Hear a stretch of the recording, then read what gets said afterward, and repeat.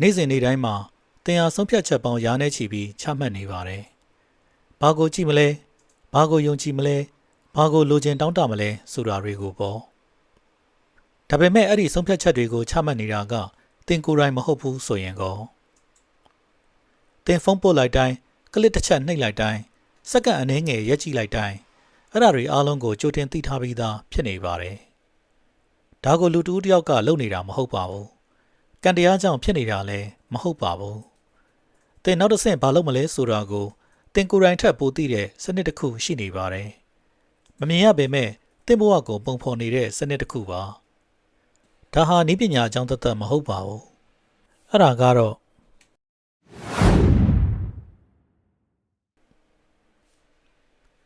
ကျွန်တော်တို့ရဲ့နေ့စဉ်ဘဝတွေထဲမှာအမြဲတမ်းနှိုးချနေပြီးအတန်တိတ်စီးဆင်းနေတဲ့အလင်းတန်းလေးတွေရှိပါတယ်။အဲ့ဒါကတော့တင်ညာအိယာမဝင်ခင်နောက်ဆုံးထိတွေ့မိတဲ့ပြီးတော့မနက်နိုးလာတဲ့အခါမှာလဲပထမဆုံးရှာဖွေမိတတ်တဲ့တင့်ရဲ့ဖန်သားပြင်လေးတွေပါပဲ။ဒီဖန်သားပြင်လေးတွေရဲ့နောက်ကွယ်မှာတော့ကျွန်တော်တို့သတိမထားမိလောက်အောင်တိတ်ဆိတ်ပြီးအဆက်မပြတ်လှုပ်ရှားနေတဲ့အရာတစ်ခုရှိနေပါတယ်။သူ့မှာအိတ်ဆက်ခြင်းဆိုတာမရှိသလိုဘယ်တော့မှလည်းမောပန်းနှွက်နေပြီးနှိကွေးသွားတာမျိုးမရှိပါဘူး။သူဟာကျွန်တော်တို့တပ်ပြင်းချလိုက်တဲ့ခဏတာအတွင်းမှာတောင်မှတစ်စီကနေအသစ်တွေကိုအမြဲတမ်းတင်ယူနေတဲ့အရာတစ်ခုပါ။တင်ပါကိုစိတ်ဝင်စားကြည့်နေလဲဘယ်အရာကိုတော့စက္ကန့်ပိုင်းအတွင်းမှာပဲလိလူရှုပြီးကြော်ဖြတ်လိုက်တယ်လဲဆိုတဲ့တင့်ရဲ့တိမ်မွေ့တဲ့လှုပ်ရှားမှုတိုင်းကိုသူကတက်တဆိတ်မှတ်သားနေတတ်ပါတယ်။တင်ပါကိုခံစားနေရတယ်လဲဘလို့အကြောင်းအရာမျိုးကတင့်ကိုဖန်သားပြင်ပေါ်မှာခဏလောက်ရပ်တန့်သွားစေတယ်လဲဆိုတာကိုသူကတင့်ထက်တောင်ပိုပြီးသိမြင်နေတာမျိုးပါ။အချိန်တွေတစ်ဖြည်းဖြည်းကုန်ဆုံးလာတဲ့အခါမှာတော့သူကတင့်ရဲ့ဝိညာဉ်ကိုမမြင်ရပေမဲ့တင့်ရဲ့ဇယက်လက္ခဏာတွေကိုတော့အစအနဖော်ပြီးတိဆောက်လာပါတယ်။ဒါဟာတင့်ရဲ့နာမည်ဒါမှမဟုတ်တင့်ရဲ့ရုပ်ပိုင်းဆိုင်ရာအမှတ်အသားတွေထက်ပိုပြီးတိကျတဲ့ပိုပြီးအားကောင်းတဲ့အလေးအထပုံစံတစ်ခု digital pattern ကိုစတင်ပုံဖော်လိုက်ခြင်းပါပဲ။ဒါကိုကျွန်တော်တို့က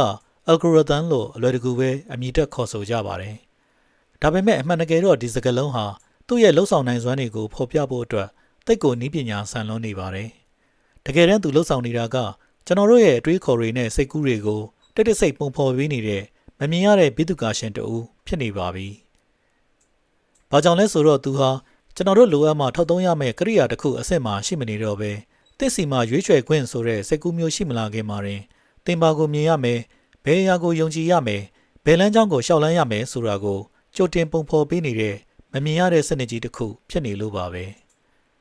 ကျွန်တော်တို့ဟာဒီစနစ်ကြီးကိုထိန်းချုပ်နေတယ်လို့ထင်မှတ်ထားကြပေမဲ့တကယ်တမ်းမှာတော့ဒီစနစ်ကြီးကပဲကျွန်တော်တို့ရဲ့အာရုံစိုက်မှုတွေကိုညှဉ်းသာစွာနဲ့သိမ်းပိုက်ထားတာဖြစ်ပါတယ်အခြေခံအားဖြင့်ကြည့်မယ်ဆိုရင်တော့ algorithm ဆိုတာတိတ်ကိုရိုးရှင်းပြီးကြိုတင်သတ်မှတ်ထားတဲ့စီးမြင်လေးတွေစူးစီးမှုတစ်ခုတတ်ပါပဲအကယ်၍ဒီလိုဖြစ်လာခဲ့ရင်ဒီလိုမျိုးတုံ့ပြန်လိုက်ပါဆိုတဲ့ရိုးရိုးရှင်းရှင်းတွက်ချက်မှုလေးတွေကနေသူဟာစတင်ခဲ့တာပါဒါပေမဲ့ဒီစီးမြင်လေးတွေကလူသန်းပေါင်းများစွာရဲ့အပြုအမူတွေဘီလီယံနဲ့ချီတဲ့အပြန်အလှန်တုံ့ပြန်မှုတွေနဲ့ပေါင်းစပ်သွားတဲ့အခါမှာတော့သူဟာပုံမှန်ထက်ပိုပြီးစမ်းကြယ်တဲ့အဆင့်ကိုကူးပြောင်းသွားပါတယ်အဲ့ဒီရိုးရှင်းတဲ့စီးမြင်လေးတွေဟာတဖြည်းဖြည်းနဲ့အသွင်ပြောင်းလာပြီးတင့်ရဲ့နောက်ထပ်ခြေလမ်းတွေကိုစတင်ပြီးဟော့ကိန်းထုတ် predict လုပ်နိုင်လာပါတယ်ဒီလိုနဲ့ဟော့ကိန်းထုတ်နိုင်စွမ်းကနေတဆင့်လွှမ်းမိုးနိုင်စွမ်းစီကိုသူဟာတိတ်တဆိတ်ကူးပြောင်းသွားပါတော့တယ်သူကအသင်ကိုဓာတ်ရိုက်အမိတ်ပေးပြီးထိန်းချုပ်နေတာမျိုးတော့မဟုတ်ပါဘူးဒါပေမဲ့သူဟာတင်ရှင်သန်နေတဲ့ပတ်ဝန်းကျင်ကိုသူ့ရဲ့စီးမြင်နေနဲ့ညှဉ်းသားစွာပုံဖော်ပေးနေတာဖြစ်ပါတယ်ကျွန်တော်တို့ဟာကိုယ့်ရဲ့ဆုံးဖြတ်ချက်တွေကိုကိုယ်တိုင်ပဲချမှတ်နေတယ်လို့ထင်မှတ်ထားကြပေမဲ့တကယ်တမ်းမှာတော့ဒီစနစ်ကြီးကတိဆောက်ပေးထားတဲ့ပတ်ဝန်းကျင်ကပဲကျွန်တော်တို့ရဲ့ဆုံးဖြတ်ချက်တွေကိုတိတ်တဆိတ်လမ်းကြောင်းလွှဲပေးနေတာဖြစ်ပါတယ်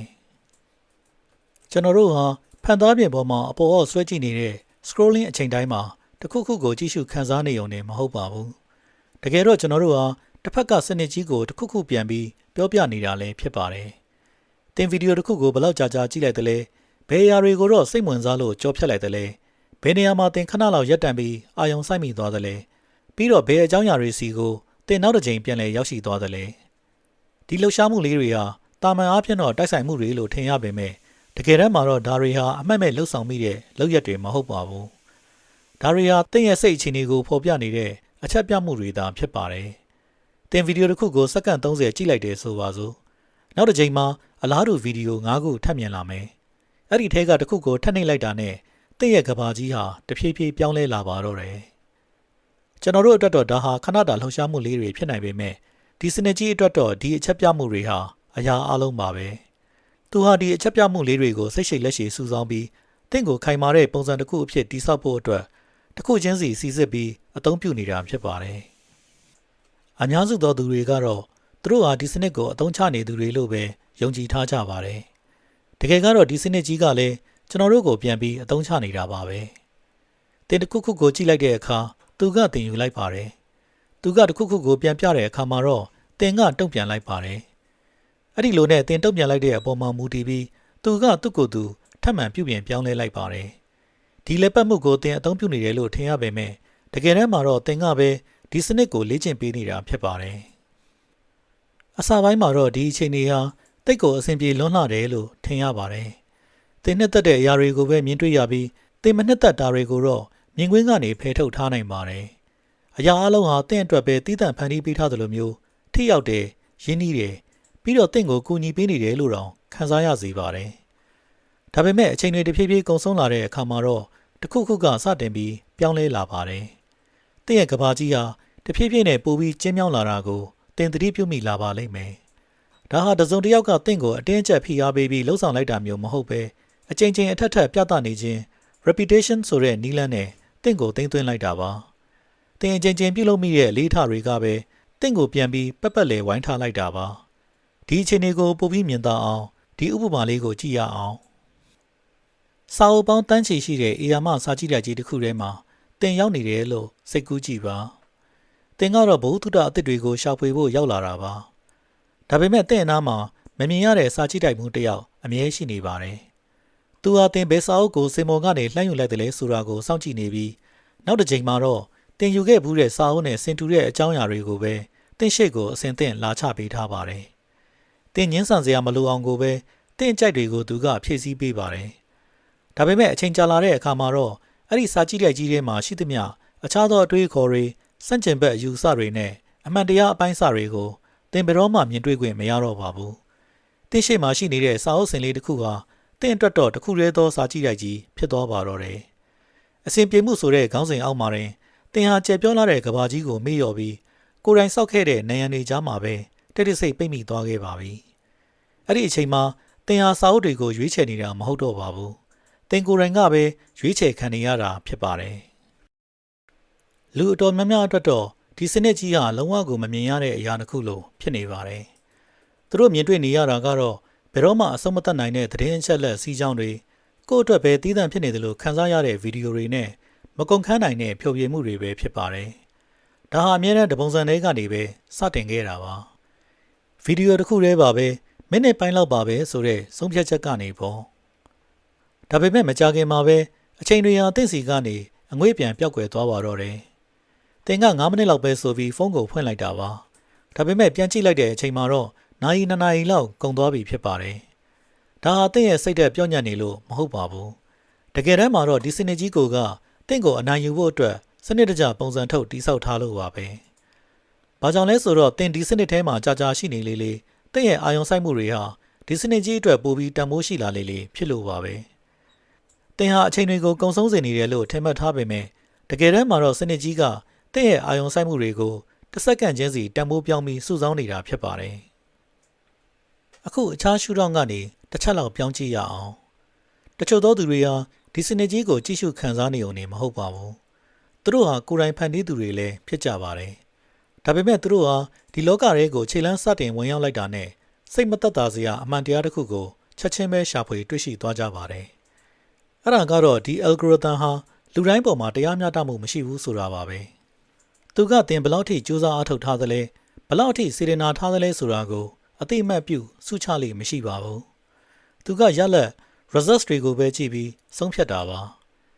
ါဒါကြောင့် creator တွေဟာဒီစနစ်ကြီးထဲမှာရှင်သန်နိုင်ဖို့အတွက်သူတို့ကိုသူတို့စတင်ပြီးပြုပြင်ပြောင်းလဲလာကြပါတယ်သူတို့ဟာအမှုပညာကိုအာရုံစိုက်ရမယ့်အစားကိန်းဂဏန်းတွေနောက်ွယ်ကအဓိပ္ပာယ်တွေကိုစတင်ပြီးလေ့လာလာကြပါတယ်အစောပိုင်းစက္ကန့်လေးတွေမှာပရိသတ်ကိုဘယ်လိုဖန်ဆားမလဲဘယ်နေရာမှာတော့ပရိသတ်တွေကစိတ်ပြတ်ပြီးထွက်သွားကြတယ်လဲလူတွေရဲ့အာရုံစိုက်မှုကိုဘယ်လိုပုံစံမျိုးနဲ့ဆွဲဆောင်ရမလဲဒါရီယာ theory သက်သက်မဟုတ်တော့ပါဘူးဒါဟာဒီစနစ်ကြီးထဲမှာအသက်ဆက်နိုင်ဖို့အတွက်လှုပ်ဆောင်ရမယ့်ရှင်သန်ရေးနည်းဗျူဟာတွေပဲဖြစ်လာပါတယ်ဘာကြောင့်လဲဆိုတော့ဒီစနစ်ကြီးထဲမှာ လူသိများခြင်းဆိုတာဟာအလကားရတဲ့ဆုလက်မဟုတ်ပဲအယ်ဂိုရီသမ်ရဲ့စီးမြင့်နေတဲ့အတိုင်းတင့်ရဲ့ဖန်တီးမှုကိုပုံစံသွင်းပြီးမှခက်ခက်ခဲခဲတိုက်ယူရတဲ့အရာတစ်ခုဖြစ်နေလို့ပါပဲဗီဒီယိုတစ်ခုကိုဖန်တီးဖို့နိုင်ပေါင်းများစွာကုန်ခဲ့ပေမဲ့မိနစ်အနည်းငယ်အတွင်းမှာပဲဘယ်သူမှမကြည့်ပဲပျောက်ကွယ်သွားတာမျိုးလည်းရှိပါတယ်ကျွန်တော်တို့လူသားတွေနဲ့မတူတာကတော့ဒီ algorithm ဟာအကြောင်းအရာတစ်ခုကိုဆုံးဖြတ်တဲ့နေရာမှာခန်းစားချက်ကိုအခြေမခံတာပါပဲသူကဒါဟာအဓိပ္ပာယ်ရှိရလားဒါမှမဟုတ်ဒါဟာအရေးသွေးကောင်းရလားဆိုတာကိုဘယ်တော့မှမေးလို့မရှိပါဘူးသူမေးတဲ့ကတစ်ခုတည်းပါလူတွေဒီမှာဆက်ပြီးရှိနေကြသလားဆိုတာပါပဲလူတွေဆက်မကြည့်တော့တဲ့အချိန်မှာသင်ဟာဒီစနစ်ထဲကနေပျောက်ကွယ်သွားပါတယ်ဒါပေမဲ့လူတွေဆက်ကြည့်နေုံနဲ့တင်မလုံလောက်သေးပါဘူးဒီစနစ်ကြီးကတင့်ကိုလူများကြားတဲ့ရောက်အောင်ပို့ပြီးတွန်းပို့ပြီးဖို့ဆိုရင်တွန်းအားတစ်ခုလိုအပ်ပါတယ်အဲ့ဒီတွန်းအားကတော့ခံစားချက် emotion ပါပဲဘာကြောင့်လဲဆိုတော့လူတွေဟာသတင်းချက်လက်တွေကိုပဲတတ်တတ်မျှဝေနေကြတာမဟုတ်ပဲသူတို့ကိုတစ်ခုခုပြင်းပြင်းထန်ထန်ခံစားရစေတဲ့အရာတွေကိုမှမျှဝေတတ်ကြလို့ပါပဲအဲ့ဒီလိုနဲ့ပြည်သက်ကိုဘယ်လောက်ကြာကြာထိန်းထားနိုင်တယ်လဲ retention ဆိုတဲ့အချက်နဲ့သူတို့ကိုဘယ်လောက်ထိခံစားရစေတယ်လဲဆိုတဲ့အချက်တွေပေါင်းစပ်သွားတဲ့အခါမှာတော့စနစ်ကြီးကတင့်ကိုစတင်ပြီးယုံကြည်လာပါတော့တယ်လူတွေတင့်စီမှာကြာကြာရှိနေလေလေတင့်ကြောင့်တစ်ခုခုကိုပို့ပြီးခံစားရလေလေစနစ်ကြီးကတင့်ကိုပို့ပြီးကြဲကြဲလောင်လောင်ကြီးညာပေးလေလေဖြစ်ပါတယ်ဒါဟာ algorithm ရဲ့မိခင်ဘာသာစကားပါပဲအကယ်၍သင်ကဒီဘာသာစကားကိုနားမလည်ဘူးဆိုရင်သင်ဟာဒီ game ဒီကစားပွဲထဲမှာပါဝင်နေတာမဟုတ်တော့ပါဘူးဒီစနစ်ကြီးကသင်ကိုလုံးဝမမြင်ဘူးခဲ့သလိုမျိုးအေးအေးဆေးဆေးပဲကြော်ဖြတ်သွားပါလိမ့်မယ်ဒီစနစ်အတွက်သင်ရဲ့ကြိုးစားမှုတွေကအရေးမပါပါဘူးသူတန်ဖိုးထားတာကသင်ရဲ့ရလဒ်ကိုပါပဲအခုခဏလောက်နောက်ဆုတ်ပြီးစဉ်းစားကြည့်ရအောင်ဒီစနစ်ကြီးကိုအဝေးကနေတစ်ချက်လောက်လှမ်းကြည့်လိုက်ပါဒီစနစ်ကဘာကြောင့်တည်ရှိနေရတာလဲရိုးရှင်းတဲ့အဖြေကတော့တန်ဖိုး value ကြောင့်ပါပဲဒါပေမဲ့သင်ထင်ထားတဲ့တန်ဖိုးမျိုးတော့မဟုတ်ပါဘူးဒီနေရာမှာရှိတဲ့တန်ဖိုးကတော့သင်ရဲ့အာရုံစိုက်မှု attention ပါပဲသင်ဖုန်း screen ရှေ့မှာကုံဆုံးလိုက်တဲ့အချိန်တိုင်းကိုသူကတိတ်တဆိတ်တိုင်းတာနေပါတယ်သင်ရဲ့ခံစားချက်တွေဟာ algorithm အတွက်တော့ data တွေပါပြီးတော့အဲ့ဒီ data တွေကိုငွေကြေးအဖြစ်ပြောင်းလဲပြနေတာပါ2023ခုနှစ်မှာဒီ platform ပေါ်ကသင်ရဲ့အာရုံစိုက်မှု10မိနစ်စာဟာကြော်ညာရှင်တွေအတွက်ခံမှန်းချေအားဖြင့်$3.333ဒေါ်လာတန်ဖိုးရှိခဲ့ပါတယ်ဒါကိုအသုံးပြုသူတန်းပေါင်း2000နဲ့မြှောက်ကြည့်လိုက်ပါဒါဆိုရင်ဒီစနစ်ကြီးကတင့်ကိုဘာကြောင့်ဘယ်တော့မှအပြင်ထွက်မသွားစေခြင်းလဲဆိုတာသင်နားလည်သွားပါလိမ့်မယ်ဒါကြောင့်သင်ကအသုံးချနေတယ်လို့ထင်ရတဲ့ platform တွေဟာတကယ်တမ်းမှာတော့အခြားအရာတစ်ခုကိုလှုပ်ဆောင်နေတာပါသူတို့ကသင်ရဲ့အာရုံစိုက်မှုကိုကုန်ပစ္စည်းတစ်ခုအဖြစ်ပြောင်းလဲပြစ်နေတာပါသူတို့ကသင်ကိုဓာတ်ရိုက်ရောင်းချနေတာမဟုတ်ပေမဲ့သင်ရဲ့အာရုံစိုက်မှုကိုရောင်းချနေတာပါဒါဟာဘာကိုဆိုလိုတာလဲဆိုရင်သင်ဖုန်းကိုဖွင့်လိုက်တိုင်းမှာသင်ဟာဈေးကွက်တစ်ခုတည်းကိုရောက်သွားတာပါဒါပေမဲ့ဝယ်ယူသူ customer အနေနဲ့မဟုတ်ပဲအလဲလှယ်ခံရမယ့်ပစ္စည်းတစ်ခုအနေနဲ့ပါဒါကြောင့်မို့လို့ဒီစနစ်ကသင်ကိုလေ့လာနေတာပါဒါပေမဲ့သင်ကိုအကျိုးပြုဖို့မဟုတ်ပါဘူးသင်ကိုဆွဲထားဖို့သာဖြစ်ပါတယ်သူကသင်ကိုနားလည်အောင်ကြိုးစားနေတာမဟုတ်ပဲသူကသင်ကိုပိတ်လောင်ထားဖို့ပဲကြိုးစားနေတာပါဘာကြောင့်လဲဆိုတော့သင်ဒီထဲမှာကြာကြာနေလေလေသူတို့အတွက်ပို့ပြီးအမျက်အစွန်းရလေလေဖြစ်လို့ပါပဲဒါပေမဲ့ဒီစနစ်ကြီးကိုနားလည်နိုင်တဲ့နောက်ထပ်နည်းလမ်းတစ်ခုရှိပါသေးတယ်ဒါဟာသင်ကိုတစ်ခုခုကြည့်ဖို့အကြံပေးနေတဲ့စက်သက်မဟုတ်ပါဘူးတကယ်တမ်းမှာတော့ဒါဟာအရာအလုံးကိုဖြန့်ဝေပေးနေတဲ့ engine distribution engine ကြီးတစ်ခုပါပဲဘာကြောင့်လဲဆိုတော့သင် platform တစ်ခုခုကိုဖွင့်လိုက်တိုင်းနောက်ွယ်မှာဆုံးဖြတ်ချက်တစ်ခုကိုအမြဲတမ်းချမှတ်နေလို့ပါပဲတိတ်တဆိတ်လက်ငင်းချက်ချင်းပြီးတော့အေယာမပမာဏနဲ့ပေါ့ဘယ်ရာကလူမြင်ကွင်းကိုရောက်မလဲ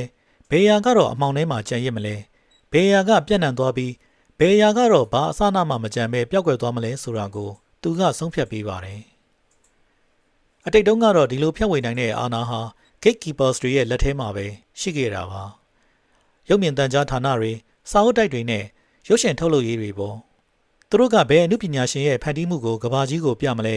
ကဘာကြီးကဘာကိုမြင်ရမလဲဆိုတာကိုသူတို့ကပဲဆုံးဖြတ်ခဲ့ကြတာပါအကယ်၍သူတို့ကတင့်ကိုရွေးချယ်မပေးဘူးဆိုရင်သင်ဟာဒီစီးပွားရေးလောကကဘာမှာတည်ရှိနေမှာမဟုတ်ပါဘူးဒါပေမဲ့ဒီနေ့ခေတ်မှာတော့အဲ့ဒီအာဏာဟာပျောက်ကွယ်သွားတာမဟုတ်ပဲအသွင်ပြောင်းသွားခဲ့ပါပြီ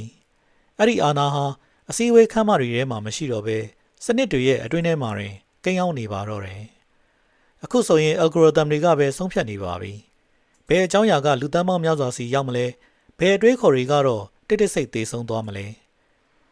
ဘယ်ခရီတာတွေကထိတ်ဆုံးကိုတက်လှမ်းနိုင်ပြီးဘသူတွေကတော့ဘသူရဲ့သတိပြုမှုကိုမှမခံရပဲကြံရစ်မလဲဆိုတာကိုပေါ့ကြံရစ်ခဲ့တဲ့ခရီတာတွေဟာသူတို့ရဲ့လက်ရာတွေမကောင်းလို့ဆိုတာမဖြစ်နိုင်ပါဘူးတကယ်တမ်းကတော့သူတို့ဟာဘသူရဲ့မြင်ကွင်းတွေကိုမှရောက်မလာခဲ့လို့သာဖြစ်ပါတယ်ပိုပြီးတိတိကျကျပြောရရင်သူတို့ကိုမြင်တွေ့ခွင့်ရအောင်စနစ်ကခွင့်မပြုခဲ့လို့သာဖြစ်ပါတယ်အကယ်၍ algorithm ကတင့်ကိုမပြသတော့ဘူးဆိုရင်သင်ဟာမတည်ရှိတော့တာနဲ့အတူတူပါပဲဒါဟာနည်းပညာတတ်မဟုတ်ပါဘူးဒါဟာဖြန့်ဝေနိုင်စွမ်း distribution ပါပြီးတော့ဖြန့်ဝေနိုင်စွမ်းဆိုတာဟာအမြဲတမ်းအာဏာဖြစ်ခဲ့ပါတယ်အကြောင်းအရာ content ကအာယုံစိုက်မှုကိုဖန်တီးပေးတာမှန်ပါတယ်ဒါပေမဲ့အဲ့ဒီအာယုံစိုက်မှုကဘသူစီကိုရောက်သွားမလဲဆိုတာကိုတော့ဖြန့်ဝေမှု distribution ကပဲဆုံးဖြတ်ပေးတာပါ content ကိုနားလည်တဲ့သူတွေကဖန်တီးကြပါတယ် distribution ကိုနားလည်တဲ့သူတွေကတော့ကြီးထွားလာကြပါတယ်အချို့သောသူတွေကတော့ဒီအမှန်တရားကိုရှင်းရှင်းလင်းလင်းမြင်ကြပါတယ်အဲ့ဒီလိုမြင်သွားတဲ့အခါမှာတော့သူတို့ရဲ့အခန်းကဏ္ဍကချက်ချင်းဆိုသလိုပြောင်းလဲသွားပါတော့တယ်သူတို့ဟာစနစ်ကြီးရဲ့ကုန်ပစ္စည်း product အဖြစ်အသုံးချခံနေရတဲ့အဆင့်ကနေအရာအလုံးကိုစတင်စေတဲ့မူလအစ the source တွေဖြစ်လာကြပါတယ်သူတို့ဟာအကြောင်းအရာတွေကိုဖန်တီးတယ်ပရိသတ်ကိုတိဆောက်တယ်ဩဇာအာဏာ influence တွေကိုဖန်တီးကြပါတယ်ဒါပေမဲ့ဒါတွေအားလုံးကိုသူတို့ဟာကန်ဆန်းပြီးလုပ်နေတာမဟုတ်ပါဘူးရည်ရွယ်ချက်ရှိရှိ intention နဲ့လှုပ်ဆောင်နေကြတာပါ Mr. Beast လိုမျိုးဖန်တီးသူတွေဟာသူတို့ကိုတယောက်ကလာပြီးရှာတွေ့မှာကိုထိုင်ဆောင်မနေကြပါဘူးသူတို့ဟာလူတွေရဲ့အာယုံစိုက်မှုကိုရရှိအောင်ကြိုတင်ပြီးဒီဇိုင်းဆွဲထားကြတာပါ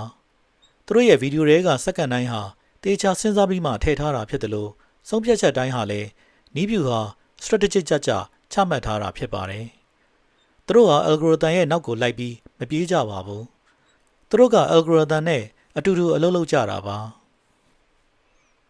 ဒီနေ့ခေတ်လူငယ်တွေအတွက်တော့ဒီစနစ်ကြီးဟာအသုံးဆောင်ကရိယာတူးသက်တစ်ခုမဟုတ်တော့ပါဘူးဒါဟာသူတို့အသက်ရှူရှင်သန်နေထိုင်ရာပတ်ဝန်းကျင် environment ကြီးတစ်ခုဖြစ်လာပါတယ်ဒီစနစ်ကပဲသူတို့ရဲ့ကဘာအမြင်ကိုပုံစံသွင်း shape လုပ်ပေးနေတာပါ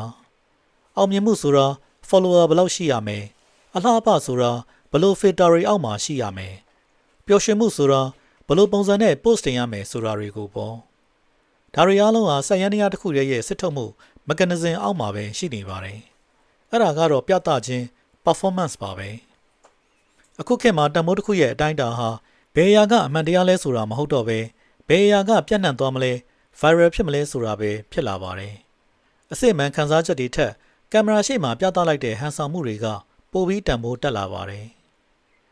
အချိန်တွေကြာလာတာနဲ့အမျှငါတကယ်ဘာတူလဲဆိုတဲ့အစစ်မှန်နဲ့ငါဘယ်လိုပြသရမလဲဆိုတဲ့ဟန်ဆောင်မှုကြားကမြင်းချောင်းဟာတဖြည်းဖြည်းနှိမ့်မိန်ပြောက်ကွယ်သွားပါတော့တယ်နောက်ဆုံးမှာတော့ကျွန်တော်တို့ဟာဘဝကိုနေထိုင်ဖြတ်သန်းနေတာမဟုတ်တော့ပဲစနစ်ကြီးကသဘောကျမဲ့ဇက်ကောင်တစ်ခုအဖြစ်တရုပ်ဆောင်နေကြရတယ်လို့ပါပဲကျွန်တော်တို့ဟာ algorithm ရဲ့အကြိုက်ကိုလိုက်ရင်းကိုဘယ်သူမှမသိတော့တဲ့အထိပျောက်ဆုံးသွားကြရပါတယ်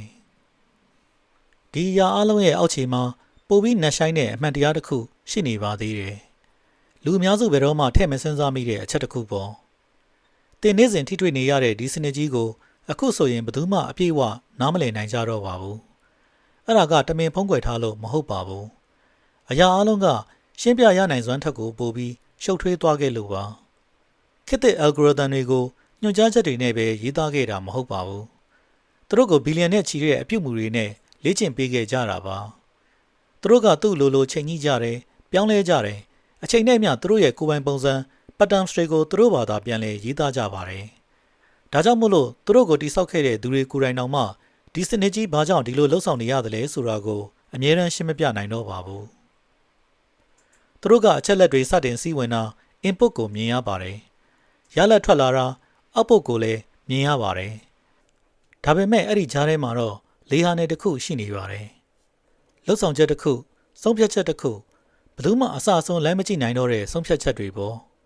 ဒါကိုပဲ the black box ရုပ်ဝက်တစ်တာလို့ခေါ်တာပါတင်ဖုန်းကိုပုတ်လိုက်တယ်စနစ်ကတုံ့ပြန်တယ်တင်ကတုံ့ပြန်လိုက်တယ်စနစ်ကပြန်ပြီးလိုက်ရောညီထွေဖြစ်အောင်လုပ်တယ်ဒါပေမဲ့အဲ့ဒီအချိန်အတော်အတွင်းမှာစနစ်ကဘလို့ဆုံးဖြတ်လိုက်တယ်လဲဆိုတာကတော့အမြဲတမ်းရှင်းလင်းနေမှာမဟုတ်ပါဘူးကိုယ်လှုပ်ဆောင်ချက်ကိုတော့အပြည့်အဝရှင်းမပြနိုင်တဲ့စနစ်ကြီးတစ်ခုပါဒါပေမဲ့နေ့စဉ်နေ့တိုင်းဘီလီယံနဲ့ချီတဲ့လူတွေကအဲ့ဒီစနစ်အပေါ်မှာပဲမိခိုနေကြရပါတယ်ခရီတာတွေကသူတို့ရဲ့ဘဝကိုဒီအပေါ်မှာတိဆောက်ကြတယ် လုပ်ငန်းရှင်တွေကဒီပေါ်မှာရက်တည်ကြတယ်လုပ်ငန်းကဏ္ဍအသီးသီးဟာဒီစနစ်ရဲ့ရွေးရှားမှုနောက်ကိုလိုက်နေကြရပါတယ်ဒါတွေအားလုံးဟာဘယ်သူမှအပြည့်အဝမမြင်နိုင်တဲ့အရာတစ်ခုအပေါ်မှာတည်ဆောက်ထားတာပါဒါဟာမသိရင်စနစ်ရဲ့ချုပ်ရင်းချက်လို့ထင်ရပေမဲ့တကယ်ကဒီစနစ်ရဲ့သဘာဝတတ်ပါပဲအဲ့ဒါကကဘာတစ်ခုကိုဖန်တီးလိုက်ပါတယ်အဲ့ဒီကဘာမှာသင်ဟာဒီဆက်ရန်တရားကိုလွှမ်းမိုးနိုင်ကောင်းလွှမ်းမိုးနိုင်လိမ့်မယ်ဒါပေမဲ့ဘယ်တော့မှအပြည့်အဝကြိုတင်ခံမှန်းနိုင်မှာမဟုတ်ပါဘူးသင်ဟာပုံစံတွေကိုလေ့လာနိုင်ကောင်းလေ့လာနိုင်လိမ့်မယ်ဒါပေမဲ့ပုံရိပ်အပြည့်စုံကိုတော့ဘယ်တော့မှမြင်ရမှာမဟုတ်ပါဘူးသင်ဟာဒီကစားပွဲကိုကစားနိုင်ကောင်းကစားနိုင်လိမ့်မယ်ဒါပေမဲ့စီးမင်းအလုံးကိုတော့ဘယ်တော့မှဖတ်ခွင့်ရမှာမဟုတ်ပါဘူးဒါဟာဘာကိုဆိုလိုတာလဲဆိုရင်ဘယ်သူမှဒီအရာအလုံးကိုအပြည့်အဝထိန်းချုပ်မထားနိုင်တော့ဘူးဆိုတာပါပဲဒီစနစ်ကြီးကစိုးရုပ်နေတာတော့မဟုတ်ပါဘူးဒါပေမဲ့သူကဗတ်မလိုက်ပဲတရားမျှတနေတာမျိုးလဲမဟုတ်ပြန်ပါဘူးသူကတင့်ကိုအခွင့်အရေးတွေပေးတယ်လူသားမောင်းများစွာစီရောက်ရှိနိုင်စွမ်း reach ကိုပေးတယ်ပြီးတော့ရခိုင်ကမရနိုင်ခဲ့တဲ့အရင်းမြစ်တွေကိုအလွယ်တကူရယူနိုင်ခွင့် access တွေကိုပေးပါတယ်ဒါပေမဲ့တစ်ချိန်တည်းမှာပဲသူကအခြားအရာတွေကိုလည်းဖန်တီးနေပါတယ်အဲ့ဒါတွေကတော့စနစ်အပေါ်မှာပဲအစွန်းရောက်မိခိုလာရမှု dependency အမှန်တရားတွေဝေဝါးသွားစေမှု distortion နဲ့လူသားတစ်ယောက်ရဲ့စိတ်ပိုင်းဆိုင်ရာခံနိုင်ရည်ထက်ကျော်လွန်တဲ့ထိတွေ့မှု over exposure တွေပါပဲတင့်ကိုအမြင့်ဆုံးနေရာအထိမြင့်တင်ပေးနိုင်တဲ့ဒီစနစ်ကြီးကပဲတင့်ကိုတစ်သက်လုံးရုံးမထွက်နိုင်အောင်ပြန်ပြီးပိတ်လောင်ထားနိုင်စွမ်းလဲရှိနေပါတယ်ဒါပေမဲ့သင်ကဒီစနစ်ကြီးရဲ့သဘောတရားကိုအမှန်တကယ်နားလည်သွားတဲ့အခါမှာတော့အရာအလုံးကစတင်ပြောင်းလဲသွားပါပြီသင်ဟာဒီစနစ်ရဲ့တားကောင်ဖြစ်ကနေအသုံးချသူတစ်ယောက်ဖြစ်စတင်ပြောင်းလဲလာနိုင်ပါတယ်နီးဗျူဟာကြကြပေါ့အခုဆိုရင်သင်ဟာလူတွေရဲ့အာရုံစိုက်မှုကိုရရှိအောင်ကြိုတင်ဒီဇိုင်းဆွဲနိုင်ပြီဘသူရဲ့ခွင့်ပြုချက်မှမလိုပဲသင်ရဲ့ကိုယ်ပိုင်ဖြန့်ဝေရေးလမ်းကြောင်း distribution ကိုကိုယ်တိုင်တည်ဆောက်နိုင်ပြီပြီးတော့လူသန်းပေါင်းများစွာစီကိုအေယာမပမာဏ scale နဲ့ရောက်ရှိနိုင်ပါပြီဒါတွေအားလုံးဟာစနစ်ကြီးကိုစန့်ကျင်တိုက်ခိုက်နေလို့ရလာတာမဟုတ်ပါဘူးစနစ်ရဲ့ဥတီချက်နဲ့သင်ရဲ့ရည်ရွယ်ချက်ကိုတစ်ထပ်သေးဖြစ်အောင်ချိန်ညှိတတ်သွားလို့ပဲဖြစ်ပါတယ်ဘယ်အချိန်မှပဲဖြစ်ဖြစ်ဒီစနစ်ကြီးထဲမှာအခန်းကဏ္ဍ role နှစ်ခုပဲရှိပါတယ်အဲ့ဒါကတော့ဒီစနစ်ရဲ့ပုံသွင်းမှုကိုခံနေရတဲ့သူတွေနဲ့ဒီစနစ်ကိုပြန်လည်ပုံဖော်နေတဲ့သူတွေပါပဲတစ်ဖက်ကလူတွေကအသုံးချခံစားသုံးသူတွေအဖြစ်ပဲနေထိုင်ကြပြီးနောက်တစ်ဖက်ကလူတွေကတော့အရာရာကိုတိဆောက်သူတွေအဖြစ်ရပ်တည်ကြပါတယ်တစ်ဖက်ကလူတွေကစနစ်ရဲ့လှုံ့ဆော်မှုနောက်ကိုလိုက်ပါတုံ့ပြန်နေကြရချိန်မှာနောက်တစ်ဖက်ကလူတွေကတော့စနစ်ရဲ့လားရကိုဥဆောင်ညွှန်ကြားနေကြတာပါဒီနည်းကြကတခုတည်းသောကွာခြားချက်ကတော့အသိနှိုးကြမှု awareness ပါပဲတေချာတာကတော့ဒီစနစ်ကြီးကဆက်ပြီးတိုးတက်ပြောင်းလဲနေဦးမှာပါသူကပိုပြီးမြန်ဆန်လာမယ်ပိုပြီးစမတ်ကြလာမယ်ပိုပြီးတော့လေတိကျလာပါလိမ့်မယ်သူကတင့်ကိုအရင်ကထက်ပိုပြီးနားလည်လာပါလိမ့်မယ်ဒါကငင်းခုန်နေစရာမလိုတဲ့အမှန်တရားပါအခုကြံရှိနေတဲ့တခုတည်းသောမိကွန်းကတော့တင့်ရဲ့အခန်းကဏ္ဍကဘာလဲဆိုတာပါပဲဘာကြောင့်လဲဆိုတော့ဒီစနစ်ကြီးထဲမှာသင်ဟာအခုပြောမဲ့နှစ်မျိုးတွေကတစ်မျိုးပဲဖြစ်နိုင်လို့ပါသင်ဟာဒီစနစ်အတွက်အသုံးချခံ data အစိတ်ပိုင်းတစ်ခုပဲဖြစ်မလားဒါမှမဟုတ်အဲ့ဒီ data တွေကနေဘာတွေဖြစ်လာနိုင်မလဲဆိုတာကိုကြိုတင်နားလည်တဲ့ viewer မှုတစ်ယောက်ဖြစ်မလားတစ်ဖက်ကလူတွေက phone string ကိုတစ်သက်လုံး scroll လုပ်နေကြပြီးနောက်တစ်ဖက်ကလူတွေကတော့အဲ့ဒီလူတွေ scroll ကြည့်မဲ့အရာတွေကိုဒီဇိုင်းဆွဲနေကြတာပါဒီကဘာမှာအာယုံစိုက်မှုကိုဘယ်သူထိန်းချုပ်တယ်လဲဆိုတာကအောင်မြင်မှုကိုဘယ်သူရယူမလဲဆိုတာကိုဆုံးဖြတ်ပါတယ်သင်ဟာကြည့်နေသူလားဒါမှမဟုတ်ဒီဇိုင်းဆွဲနေသူလား